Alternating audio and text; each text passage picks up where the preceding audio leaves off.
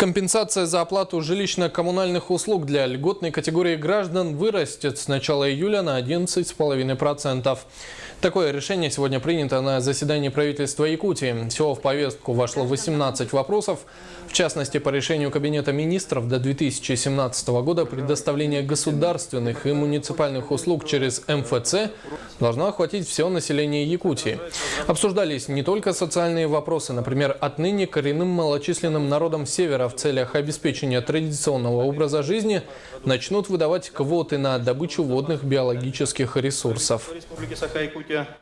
Согласно постановлению Конституционного суда, вносится такое изменение, чтобы коренные малочисленные народы Севера по местам кочевий, на местах промежуточных стоянок, на львовических базах не занимались вот этим рыболовством, да, без всяких заявок на предоставление квот и без всяких заявок на предоставление рыболовецких участков.